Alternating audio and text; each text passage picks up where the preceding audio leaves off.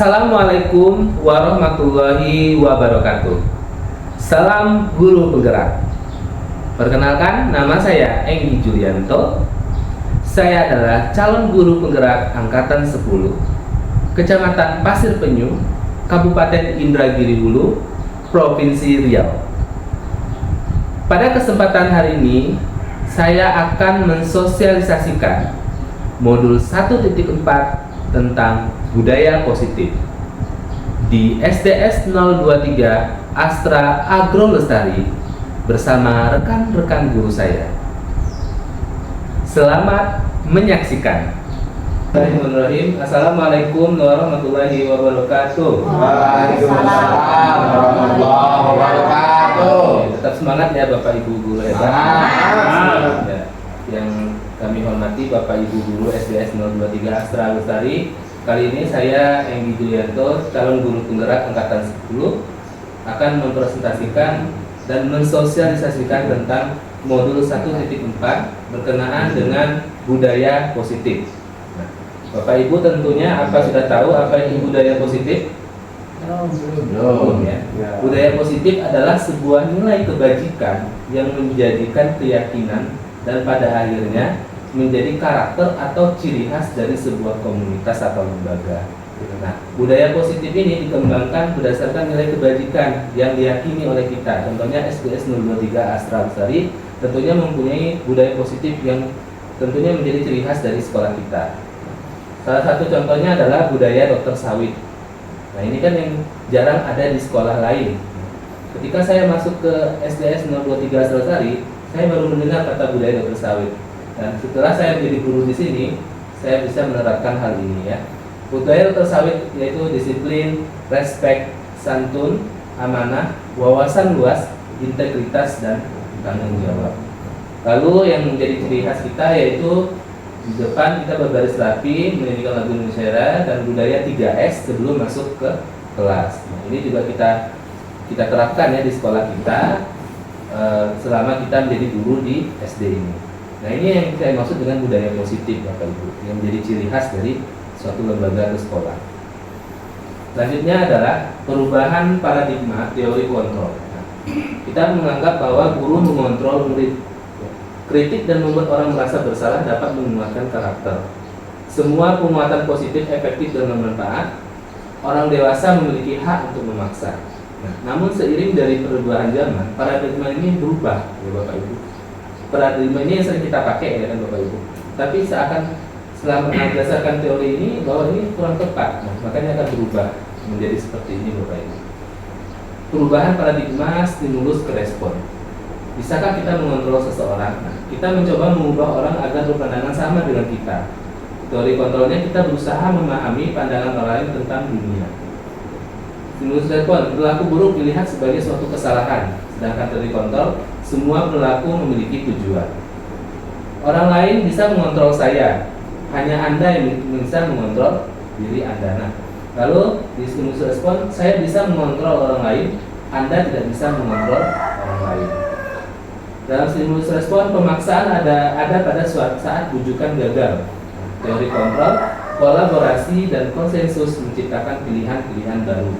Dan stimulus respon, model berpikir menang kalah, sedangkan teori kontrol itu model berpikir menang-menang. Nah, yang kita harus pakai adalah teori kontrol ini Bapak Ibu. Harus kita lihat bahwa kita berusaha untuk memahami pandangan orang lain tentang dunia. Semua perilaku memiliki tujuan. Hanya Anda yang bisa mengontrol diri Anda, dan Anda tidak bisa mengontrol orang lain. Kolaborasi dan konsensus menciptakan pilihan-pilihan baru. Model berpikir itu adalah kita harus menang-menang ya. Harus sama-sama bekerja sama untuk menang bersama. Itulah yang kita terapkan. Nah, selain tadi budaya positif, kita mengenal namanya disiplin Bapak Ibu. Nah, mungkin Bapak Ibu sering mendengar kata disiplin ya Pak Bayu. Apa disiplin Pak Bayu? Dari bahasa Latin. Ya, artinya belajar ya Bapak Bayu. Makna asal kata ini berkonotasi disiplin diri dari murid-murid Sokrates dan Plato. Disiplin diri membuat orang menggali potensinya menuju sebuah tujuan apa yang dia hargai. Namun dalam budaya kita, makna kata disiplin telah berani menjadi sesuatu yang dilakukan seseorang pada orang lain untuk mendapatkan kepatuhan. Kecenderungan umum adalah menghubungkan disiplin dengan ketidaknyamanan. bukan dengan apa yang kita hargai atau pencapaian suatu tujuan mulia. Nah, itu makna disiplin itu kan kebanyakan kita tuh kepatuhan, untuk kepatuhan. Tapi seharusnya disiplin ini adalah apa yang kita hargai atau pencapaian suatu tujuan yang mulia, bukan sebuah kepatuhan dan ketidaknyamanan, membuat orang menjadi ketidaknyamanan atau tertentu, tetapi berusaha orang lain akan menyadari atas dirinya sendiri bahwa itu adalah sebuah kedisiplinan, atas penghargaan dirinya sendiri, bukan karena ketidaknyamanan. Selanjutnya adalah teori motivasi perilaku manusia. Nah, untuk menghindari ketidaknyamanan atau apa yang akan terjadi apabila saya tidak melakukannya? Ya. Untuk mendapatkan imbalan dari orang lain, apa yang akan saya dapatkan apabila saya melakukannya? Lalu untuk menghargai diri sendiri menjadi insan sesuai harapan kita. Nah, saya akan menjadi orang yang seperti apa yang bisa saya melakukannya. Nah, di sini Bapak Ibu terbagi menjadi 3 ya, untuk menghindari ketidaknyamanan. Jadi motivasi kita itu kan ada yang pertama itu menghindari ketidaknyamanan atau hukuman. Biasanya kan orang anak murid atau kita sering menghargai sebuah motivasi untuk melakukan sesuatu itu karena supaya tidak dihukum, supaya biar tidak ada rasa tidak nyaman. Itu adalah motivasi eksternal. Motivasi eksternal itu dari luar diri kita.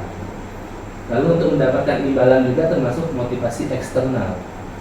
Tapi ketika kita untuk menghargai diri kita sendiri, menjadi insan sesuai harapan kita, itu sebenarnya adalah motivasi dari kita sendiri. Jadi harapan kita adalah motivasi tertinggi adalah terletak nomor 3, yaitu motivasi internal. Melakukan sesuatu atas untuk menghargai dirinya sendiri, menjadi insan sesuai dengan harapan dia sendiri, sesuai harapan kita bersama. Itulah namanya motivasi yang tertinggi, yaitu motivasi internal yang nantinya merubah menjadi tujuan disiplin positif bagi dirinya sendiri. Bapak itu yang kita harapkan juga kepada murid-murid kita di sekolah, bisa melakukan motivasi internal tanpa disuruh, tanpa diperintah, dan tanpa diawasi. Nah, tadi sudah ya ini. Ya, selanjutnya adalah merdeka. Merdeka itu apa Bapak Ibu? Merdeka itu tidak hanya terlepas dari perintah, juga cakap buat memerintah diri kita sendiri. Ya. Yang terberat adalah memerintah kita sendiri. Ya. Bagaimana kita bisa merubah diri kita, itu yang paling sulit. Mengapa? Karena itu adalah dorongan dari dalam hati kita, dari dalam jiwa raga kita. Dan tentunya yang bisa merubahnya adalah diri kita sendiri. Itulah yang sejatinya merdeka. Selanjutnya adalah, nah ini Bapak Ibu, kita sering mendengar adanya peraturan keras. Dalam peraturan kelas ini, kita ubahlah menjadi sebuah keyakinan. Keyakinan kelas berubah menjadi sebuah lingkungan positif, dan lingkungan positif menjadi yang namanya budaya positif. Jadi aturan, keyakinan, lingkungan, dan budaya. Itu yang kita harapkan, membudaya ya. Nah, teori keyakinan kelas, hukuman, dan penghargaan. Mengapa keyakinan kelas bukan peraturan saja? Nah, selama ini kan Bapak Ibu kita sering mengatakan taati aturan. Ada silakan anak-anak lihat peraturan yang sudah ada di sekolah. Mengapa ada peraturan harus menggunakan helm bila mengendarai kendaraan roda 2? Mengapa ada peraturan 3M? Mengapa harus datang tepat waktu? Nah, untuk mendukung motivasi intrinsik, kembali ke nilai-nilai atau keyakinan-keyakinan, lebih menggerakkan seseorang dibandingkan mengikuti serangkaian peraturan-peraturan. Nah, selama ini kan yang kita terapkan adalah peraturan-peraturan. Nah, mana menurut Bapak Ibu yang merupakan keyakinan kelas Bapak Ibu? Yang A atau yang B? Yang B. B. Yang B. Ya. Lebih ke mana keyakinan kelas? B ya. Ya, Bapak Ibu tepat ya. Yang B ini adalah contoh keyakinan kelas, di mana situ sudah ada kesepakatan kelas. Kami dan guru dan murid yang saling menyayangi. Kami murid yang semangat belajar. Kami murid yang peduli dengan teman-teman. Itu salah satu keyakinan kelas. Jadi timbul dengan kata-kata positif di dalamnya, didorong dengan kata-kata positif. Nah, ini contoh keyakinan kelas 6, tadi saya sudah terapkan di kelas 6. Jadi anak-anak itu dikasih kertas satu-satu, nanti bersama-sama mereka menuliskan keyakinan kelas yang diharapkan bersama. Misalnya, nah untuk keyakinan kelas apa beda dengan peraturan? Kalau peraturan kan diawali dengan kata tidak boleh, jangan ya. Itu kalau peraturan, tapi kalau keyakinan boleh aku mencintai kebersihan. Aku sayang sesama, sebetulnya aku mencintai persatuan dan kesatuan. Sebaiknya membuang sampah pada tempatnya. Jadi hindari kata tidak dan jangan. Itu kalau peraturan. Diubah ke keyakinan. Nah, Bapak Ibu, saya ingin bertanya, ini ada peraturan-peraturan ini. Coba kita lihat, selalu kembalikan buku ke tempatnya. Apa keyakinan kelas atau nilai kebajikan yang dibutuhkan?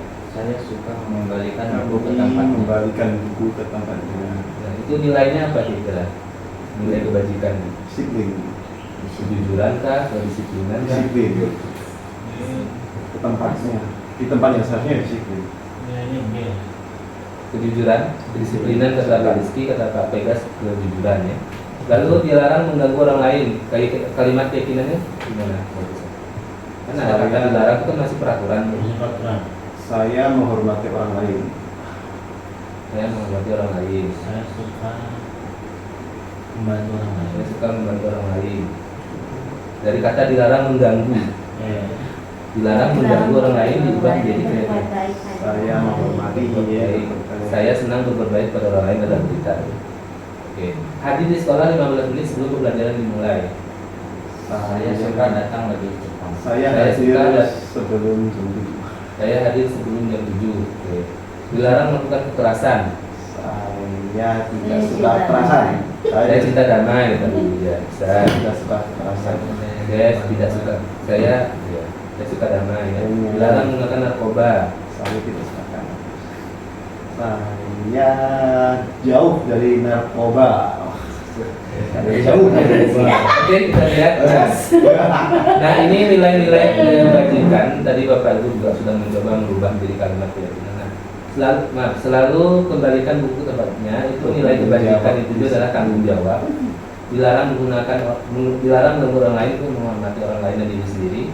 Hadir di sekolah 15 menit sebelum pembelajaran, itu nilainya adalah menghormati orang lain, komitmen pada tujuan. Dilarang melakukan kekerasan, itu nilainya adalah keselamatan, menghormati orang lain. Dilarang menggunakan narkoba, itu kesehatan. Bergantian atau menunggu giliran, itu menghormati orang lain, itu kesabaran. Gunakan masker, itu kesehatan dan keselamatan. Jangan berlari di kelas atau koridor, itu nilai keselamatan dan keamanan. Nah, itu maksud saya adalah ini baru peraturan yang belum keyakinan. Nah, dihukum oleh penghargaan. Nah, Bapak Ibu, kadang kan kita ini melakukan sesuatu dan anak murid kita tanpa kita sadari itu dihukum itu karena oleh penghargaan. Artinya apa? Melakukan sesuatu itu karena takut dihukum atau melakukan sesuatu atau ingin mendapatkan penghargaan. Itu ada pengaruh jangka pendek dan jangka panjang. Penghargaan menghukum, penghargaan mengurangi ketepatan, penghargaan tidak efektif, penghargaan merusak hubungan. Inilah salah satu dihukum oleh penghargaan. Nah, Bapak Ibu, ini saya ingin bertanya, tindakan yang dilakukan ini hukuman atau konsekuensi? Apa bedanya? Menyuruh murid mencatat, saya tidak akan terlambat lagi sebanyak 100 kali karena melambat hukuman atau konsekuensi? Hukuman. Menyuruh murid lari mengelilingi lapangan basket 2 kali karena terlambat hadir di sekolah? Hukuman. Meminta murid push up sebanyak 15 kali karena ke sekolah tidak memakai masker? Meminta murid push up sebanyak 15 kali? Konsekuensi. Hukuman, ada yang bilang hukuman, ada yang bilang konsekuensi. Tidak masalah Bapak Ibu. Konsekuensi. Meminta murid mengganti kertas tugas teman yang sudah dicoret? Ini konsekuensi. Konsekuensi. Ya. Meminta murid membersihkan tumpahan air di meja karena tempat Konsekuensi. Meminta murid tidak mengenakan sepatu sehari di sekolah karena sepatunya tidak berwarna hitam? Meminta murid juga Ada konsekuensi dan hukuman. Menyuruh murid lari mengelilingi lapangan basket sebanyak 2 kali karena terlambat ikut pemanasan saat pelajaran PJOK? Hukuman. Kita lihat ya. Nah, mencatat, saya tidak akan terlambat lagi sebanyak 100 kali. Itu adalah hukuman Bapak Ibu. Mengapa? Karena di situ tidak masuk akal harus menulis sebanyak 100 kali. Kayaknya terlalu ini itu hukuman. Menyuruh murid lari mengelilingi lapangan basket 2 kali karena terlambat di sekolah itu hukuman. Meminta murid push up itu hukuman. Meminta murid mengganti kertas tugas teman yang dicoret-coret itu konsekuensi. Meminta murid membersihkan tumpahan air di meja karena tempat disegel itu konsekuensi. Meminta murid tidak mengenakan sepatu seharian karena seperti diingatkan itu hukuman. Sedangkan menyuruh murid lari Mengingat otomatis sebanyak 2 kali karena terlambat ikut pemanasan PJOK itu konsekuensi. Karena kan memang pas belajar PJOK bukan itu konsekuensi. Kalau dia mapel lain mungkin dia hukuman karena ini kan PJOK kan biasa ya. Lanjut. Nah, apa perbedaan hukuman dan konsekuensi? Bapak Ibu bisa lihat di sebelah sini adalah hukuman dan itu adalah konsekuensi. Kalau hukuman itu sesuatu yang menyakitkan harus terjadi. Jadi itu nanti akan timbul hal menyakitkan tanpa disadari kepada anak. Lalu yang kedua konsekuensi, sesuatu itu harus terjadi. Kalau hukuman membuat anak sakit baik fisik maupun hati untuk jangka waktu yang sangat lama, itu membekas. Hukuman itu membekas dan akan dicerita terus sampai dia ingat dan sampai dia lupa. Lalu konsekuensi membuat anak merasa tidak nyaman dalam jangka waktu pendek. Kalau konsekuensi hanya dalam jangka waktu pendek. Lalu kalau hukuman anak membenci kedisiplinan, sedangkan konsekuensi anak akan menghargai disiplin. Untuk hukuman itu karena paksaan, sedangkan konsekuensi itu adalah stimulus tanda pas. Untuk hukuman mendorong anak menyakiti diri sendiri, sedangkan konsekuensi mendorong anak agar mudah menyesuaikan diri. Hukuman konsep diri yang buruk, sedangkan konsekuensi konsep diri yang baik. Hukuman anak belajar untuk menyembunyikan kesalahan, sedangkan konsekuensi anak belajar untuk mematuhi peraturan. Sedangkan hukuman dapat membuat marah, rasa bersalah, dipermalukan dan merasa tak dihargai. Sedangkan konsekuensi kehilangan hak, dibuat tidak nyaman, diasingkan untuk sementara waktu. Itulah perbedaan antara hukuman dan konsekuensi. Bapak Ibu mungkin kita selama ini, maksud saya sendiri jujur mungkin banyak sekali dosa-dosa yang kita lakukan pada murid, termasuk selalu menghukum murid. Itu tentunya itu menjadi pelajaran juga bagi saya setelah belajar mengenai satu edukasi.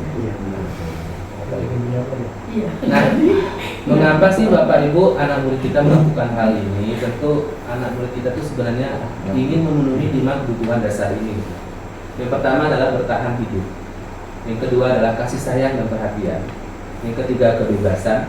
Yang keempat kesenangan. Dan yang kelima adalah penguasaan diri.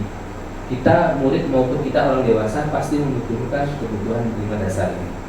Nah, coba Bapak Ibu perhatikan di sini. Kira-kira ini kebutuhan apa? Ibu guru bilang aku tidak boleh bersenandung sewaktu mengerjakan tugas. Katanya kelas harus tenang, tidak ada suara. Padahal kan aku suka dengan dan senang bernyanyi. Kebutuhan apa sih yang ingin dipenuhi dari Kesenangan, kebebasan? Guru bilang tidak boleh bersenandung sewaktu mengerjakan tugas. Katanya kelas harus tenang, tidak ada suara. Padahal aku suka dan senang bernyanyi. Biasanya.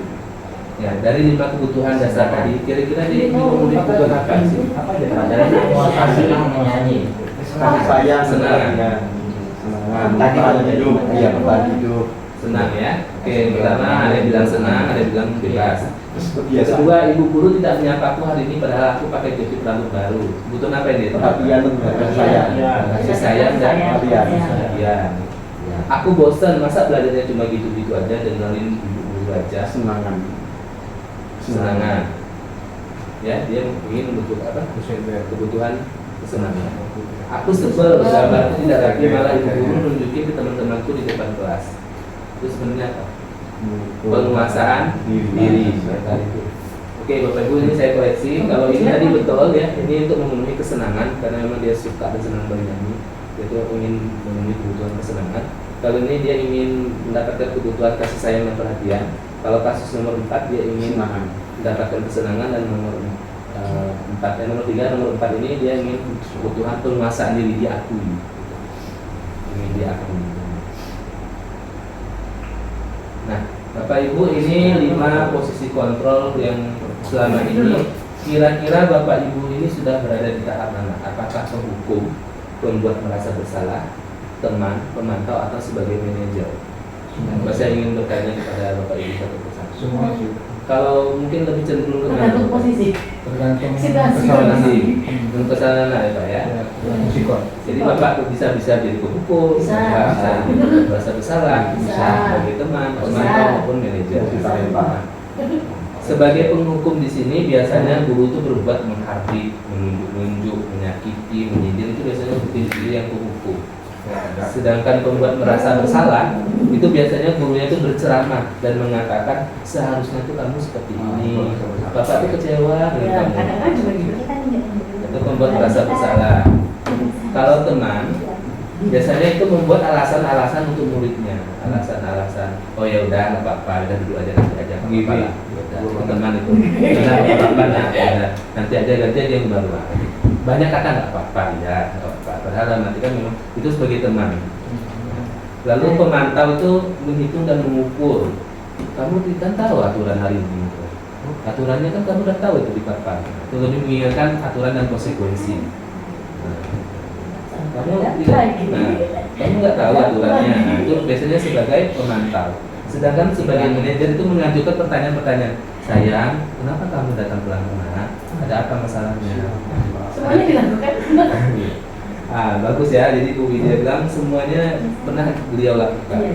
Tapi kita nggak tahu di mana. Iya. Contoh Kadang kita jadi tahu. manajer, kadang jadi penghukum. Tapi kalau ke teman biasanya penghukum sih kayak gini. Kalau memang ya. Nah, Bapak Ibu, untuk 5 posisi kontrol ini yang paling bawah adalah penghukum, di mana ini adalah kontrol dari luar, ya. Identitasnya gagal. Kenapa? Nah, di sini adalah daftarnya adalah hasilnya adalah anak akan memberontak dan menyalahkan orang lain serta berbohong. Dulu nanti mungkin dia akan berbohong, takut menutupi kesalahannya. Kalau orang yang merasa bersalah, hasilnya adalah menyembunyikan, menyangkal juga berbohong. Dia akan menyembunyikan juga. Kalau sebagai teman ketergantungan, bapak itu kan, nah nggak apa-apa lah, kan bapak itu aja nggak akan hukum aman tuh, kan bapak itu baik. Jadi kayak berteman, tahu lah kalian susah bagaimana. Jadi ketergantungan dengan gurunya. Kalau pemantau hasilnya adalah dia nanti menyesuaikan dari bila diawasi. Kalau nggak diawasi ya udah. Contoh beberapa kelas 6 juga pernah tuh, kalau ada saya dia ada saya dia bisa harus diawasi. Kalau nggak diawasi dia itu adalah ciri kita sebagai pemantau. Tetapi kalau manajer dia bisa menguatkan pribadi dirinya sendiri. Kalau kita sudah berhasil lah, dia tanpa ada kita mau kita ingatkan peraturan atau tidaknya, dia bisa berbuat baik tanpa harus ada gurunya. Memang sudah menjadi karakter gitu. Makanya kita harapkan. Nah, Bapak Ibu adalah saya harap kita semua bertahap lah. Saya juga pernah jadi penghukum sama pernah jadi merasa besar teman pemantau baru. Yang paling tinggi adalah di sini yang identitasnya berhasil itu dari teman, pemantau, dan yang paling tinggi adalah manajer. Menghargai diri sendiri. Jadi anaknya bisa menghargai diri sendiri tanpa harus dilihat dulu, tanpa harus diawasi dulu, tanpa ada guru pun dia sudah baik. Itu yang kita harapkan. Itu yang memang tingkat tertinggi ilmu kontrol kita ya Bapak Ibu. Perlahan lah, kita nggak harus langsung manajer, belajar dari teman, pemantau, habis itu manajer. Mudah-mudahan Bapak Ibu bisa. Nah, dari 5 posisi kontrol di sini, saya ingin bertanya nih kepada Bapak Ibu. Kebanyakan Bapak Ibu selama ini di mana posisi kontrolnya dari dulu kita? Dari posisi sampai saat ini banyak di mana dari 5 tadi? Hukum kah, membuat orang merasa bersalah kah, teman, pemantau, atau manajer? Hukum dan pemantau. Hukum dan pemantau, Bu Widya? Teman-teman SD. Teman. Sama apa tadi sebenarnya Membuat merasa bersalah. Bayu? Teman manajer. Teman dan manajer harus mantap. Rizky? Membuat orang merasa bersalah. Membuat orang merasa bersalah. Pak Agus lebih banyak di mana? menghukum, pembuat merasa bersalah, teman, pemantau. Hampir semuanya ya. Tinggal manajer yang belum ditetapkan. Pak Al? Semua di ini. Tapi lebih cenderung lebih banyak teman. Cenderung ke mana ya? Ke pemantau bisa. Mantap ya, lebih banyak mengingatkan aturan dan konsekuensi ya. Oke, salah satu itu yang bertanya apa kayak perasaan Bapak saat menjalankan sebagai penghukum? Ya kadang Perasaan Bapak apa? ya sedih aja karena anak jadi mendapat hukuman gitu. Tapi ya kalau nggak dihukum gimana nanti? Anaknya nggak mau dengerin, tahu dia bersalah aja.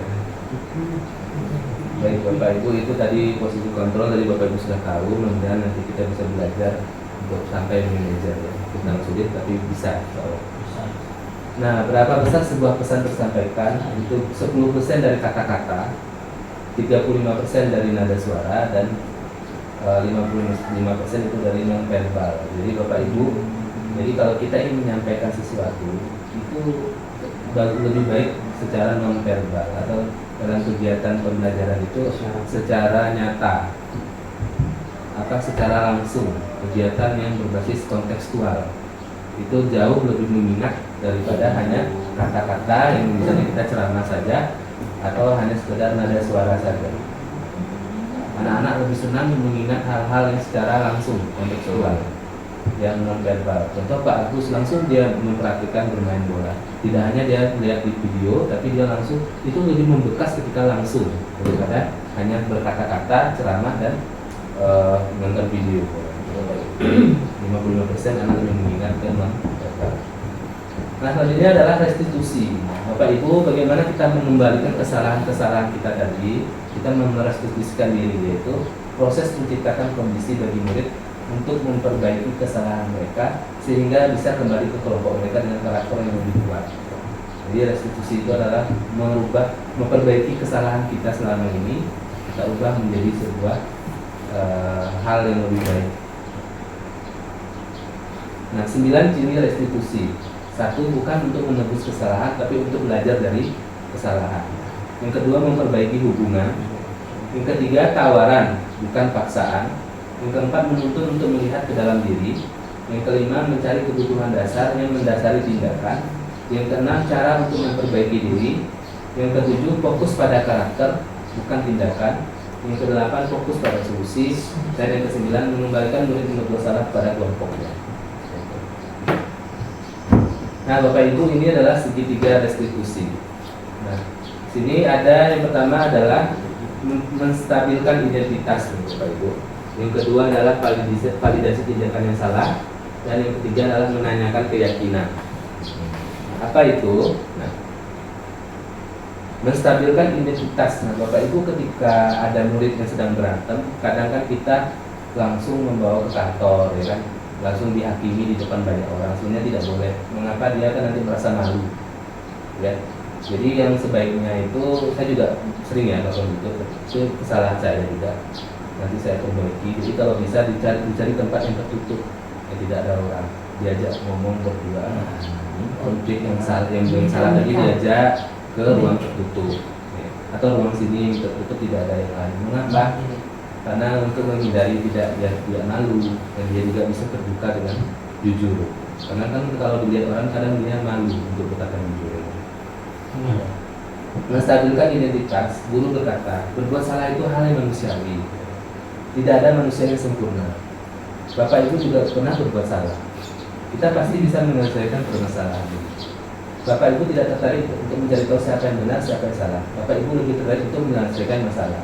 Kalau kamu menyalahkan diri sendiri terus-menerus, apakah kamu bersikap baik pada diri sendiri? Nah, ini kalimat awal yang harus kita berikan kepada anak-anak saat kita bertemu dengan anak-anak. Jadi jangan langsung menghardik, menyalahkan, tapi kita kasih ke hal-hal seperti minta kata untuk menenangkan dia lah. Kadang kan anak masih emosian ya, hatinya masih panas dan lain sebagainya. Kita kasih dengan kata dia supaya dia tenang. Dengan ketenangan tadi dia merasa akan memberikan kejujuran, nilai kepercayaan dirinya untuk mengungkapkan sesuatu. Tahap yang kedua adalah validasi tindakan yang salah. Biasanya guru berkata, kamu bisa saja melakukan hal yang lebih buruk, tapi kamu tidak melakukannya kan? Kamu pasti punya alasan mengapa kamu melakukannya. Apa yang penting bagi kamu? Kamu boleh tetap berusaha menjaga sikap itu, tapi tambahlah sikap yang lain yang baru.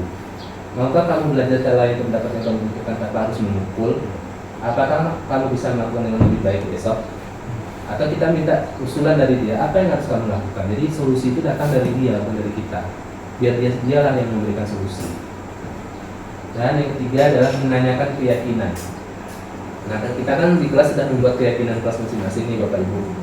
Guru berkata, apa nilai yang kita percaya di kelas? Nilai-nilai kebajikan apa yang telah dia sepakati? Kelas yang nilai itu seperti apa sih? Kamu ingin jadi anak seperti apa? Apa yang kamu rasakan ketika kamu melakukan itu? Kamu menjadi orang seperti apa? Jadi kita mengingatkan nilai-nilai lagi yang sudah dia langgar supaya dia paham, oh nilai-nilai yang saya langgar ini loh gitu. Jadi kita nanyakan keyakinan kelas kita. Jadi Bapak Ibu, 3 restitusi ini kita berikan kepada anak untuk mengembalikan kesalahan keadaan tadi yang dulu menjadi baik. Ketika dia balik lagi ke kelasnya atau komunitasnya lagi, dia merasa tidak merasa bersalah lagi, dia memulai dengan dirinya yang baru dengan pribadi yang lebih baik. Itu yang kita harapkan. Setelah kita merestitusi anak, itu namanya restitusi, mengembalikan kesalahan supaya menjadi lebih baik. Namanya restitusi. Proses menciptakan kondisi untuk memperbaiki kesalahan mereka, memperbaiki kesalahan itu namanya restitusi. Ini caranya biar anak bisa mengembalikan kegiatan rasanya dari dalam kegiatan segitiga restitusi, menstabilkan identitas, validasi tindakan yang salah, dan menanyakan keyakinan. Itu bisa Bapak praktekkan, tapi jangan sampai di depan banyak orang, ajak ke ruang tertutup.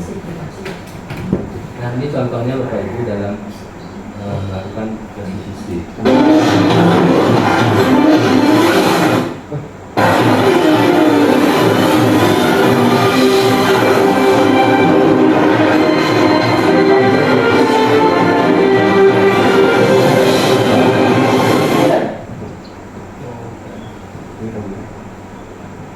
Assalamualaikum warahmatullahi wabarakatuh.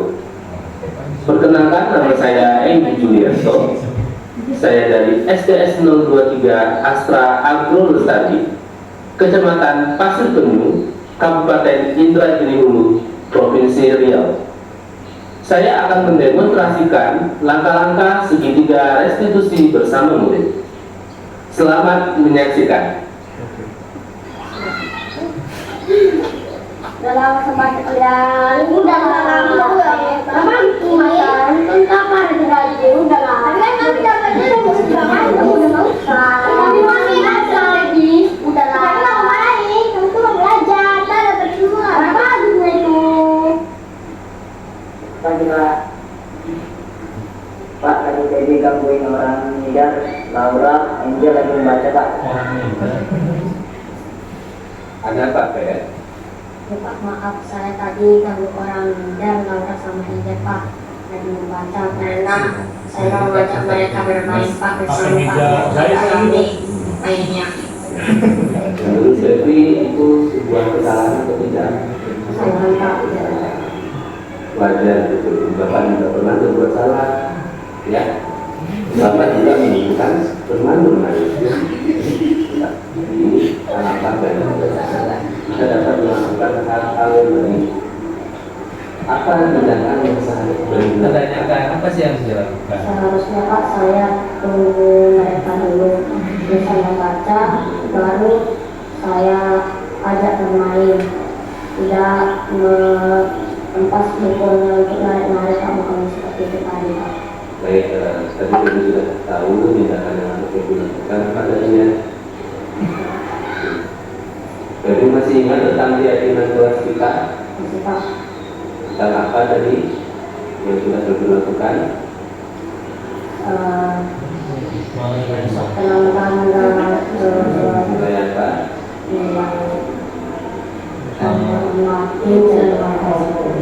Empat menghormati dan menghargai orang lain, gitu ya.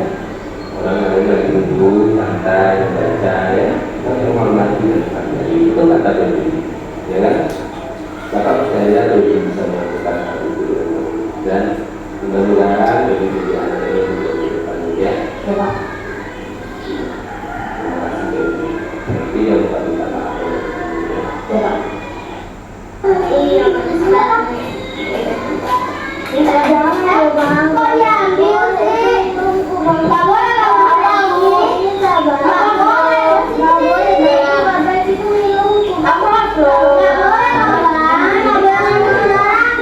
Kita. Sudah berkasihan loh. Emang masih ada yang banyak. Tapi nggak boleh. Itu minum kita loh Bang Said. Di sini.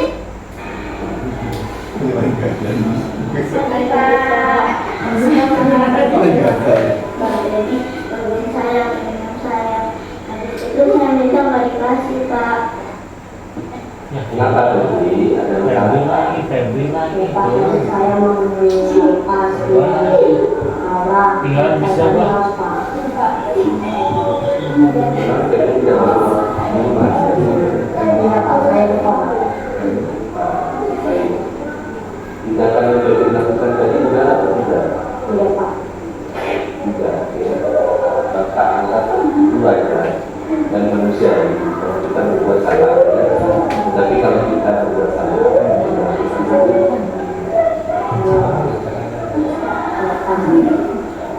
sopan, dan sopan tidak mengurangi karena apa yang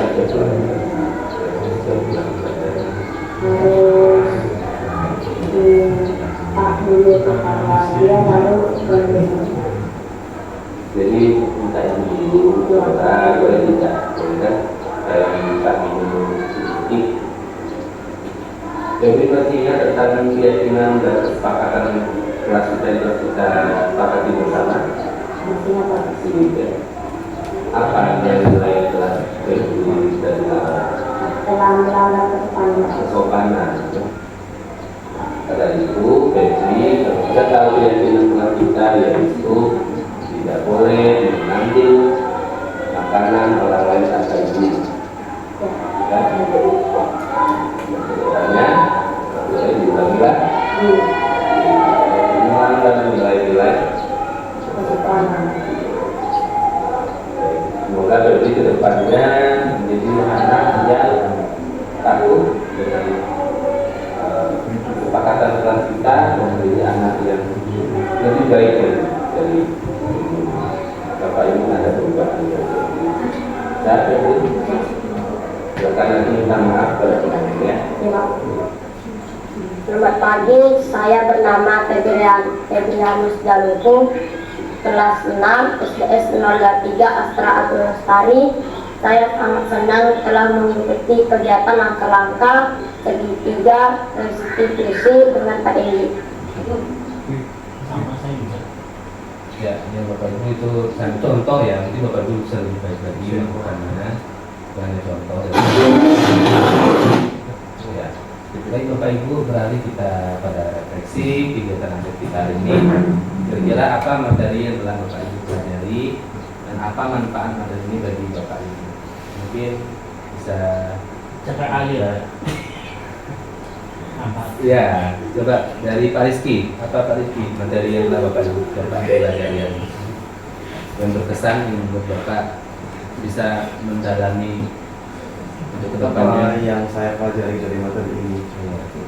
Yang saya pelajari dari materi ini adalah bagaimana cara kita itu lebih ke menyadarkan siswa bagaimana dia itu seharusnya melakukan sebuah pelanggaran daripada secara langsung memberikan hukuman. Manfaat materi ini bagi Bapak apa Pak?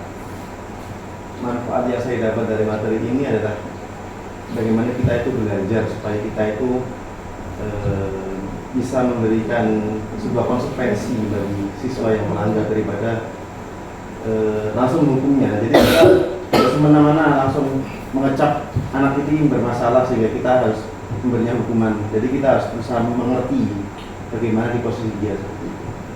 Dan hukumnya konsekuensi yang lebih pantas dan lebih bermanfaat bagi dia. Ya. Pak Agus, apa materi Bapak pelajari yang hal-hal baru lah mungkin Pak Agus mendapatkan. Terima kasih Pak Edi. Tadi saya dapat materi yang pertama itu budaya positif ya. Budaya positif itu kita sudah membiasakannya sejak dini, dari dini dan untuk kemudian hari. Terutama tadi yang saya tangkap itu ada budaya 3S, senyum, sapa, salam itu kita udah biasa. Tapi baru di sini juga saya mempelajari itu. Terima kasih Pak Endi. Selanjutnya tadi yang saya dapat itu kesepakatan kelas. Ternyata kesepakatan kelas dan keyakinan kelas itu ternyata kita harus banyak lagi belajar bagaimana kita memberikan keyakinan dan kesepakatan kelas itu sendiri, dan kita tidak bisa memberikan hukuman. Jadi Bapak Ibu, kita juga sebagai tenaga pendidik, saya juga manusiawi, kita banyak melakukan kesalahan, kita sering memberikan hukuman daripada konsekuensi. Baik, itu saja Pak Eni.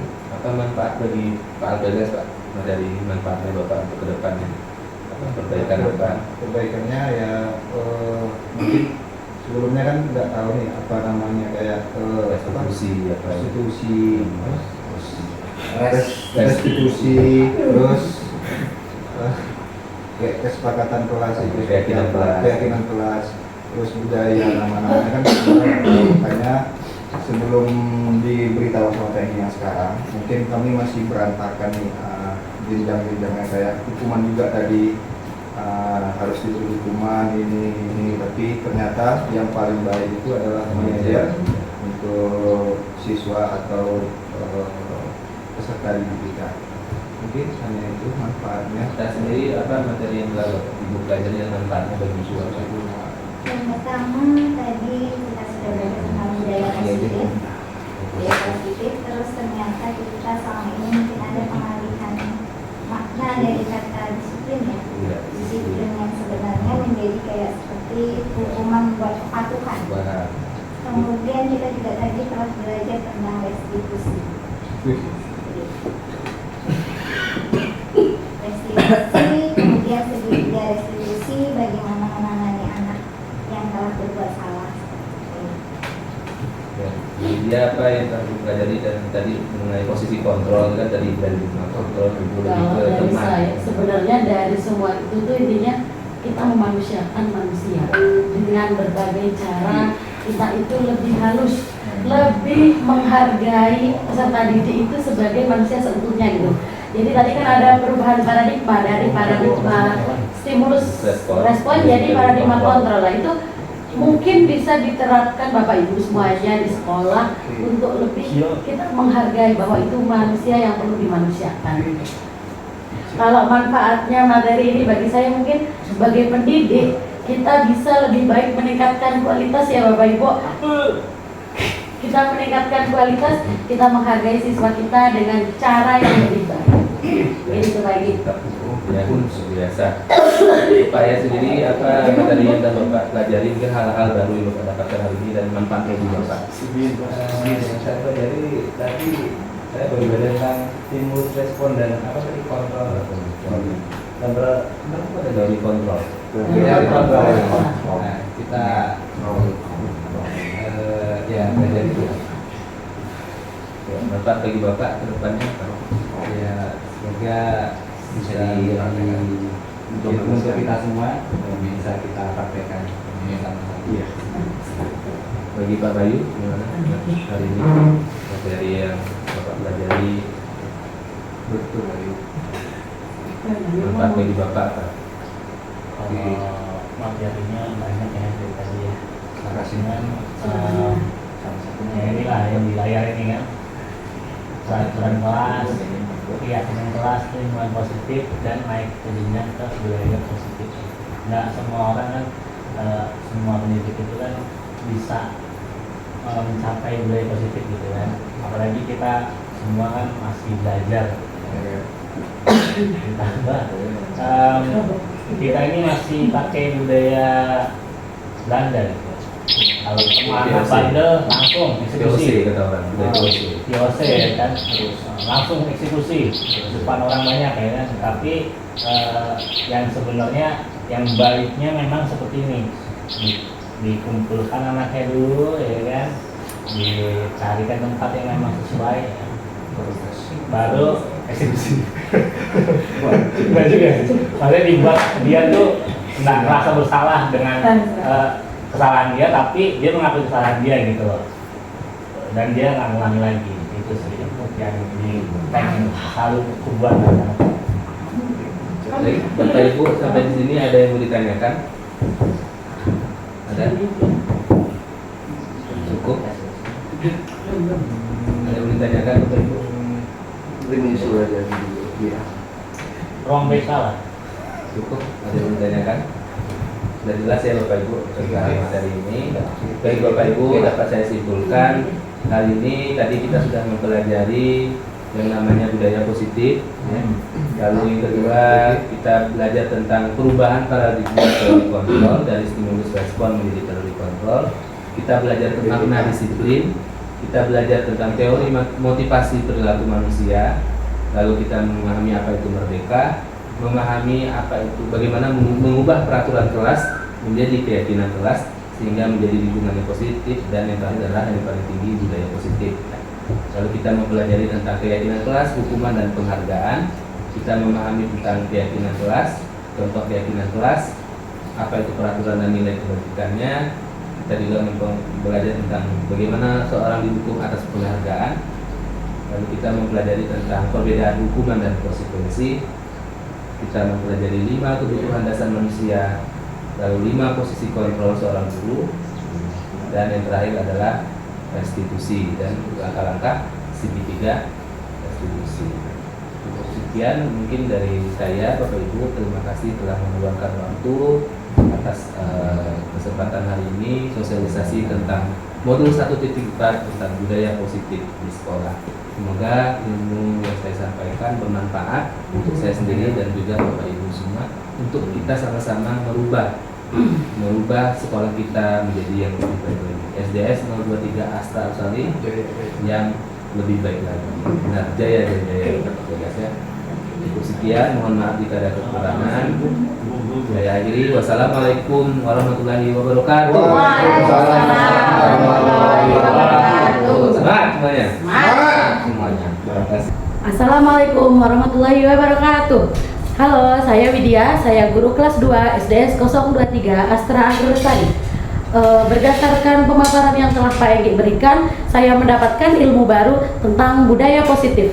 Jadi, budaya positif yang telah kita lakukan selama ini seharusnya kita perbaiki. Tadi ada materi perubahan paradigma dari paradigma stimulus respon ke paradigma kontrol. Itu menurut saya sangat bagus ya, karena selama ini mungkin kita kalau ada siswa yang bersalah, kita langsung jas, kita langsung hukum, langsung eksekusi di tempat. Nah, berdasarkan pemaparan tadi, mungkin kita bisa berubah.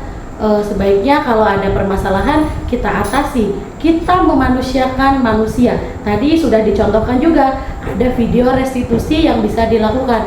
Jadi kita itu memanusiakan manusia. Misalnya, menjaga privasi seorang peserta didik. Kita memanggilnya, kita berbicara dengannya, kita mendiskusikan bagaimana solusi yang seharusnya dilakukan.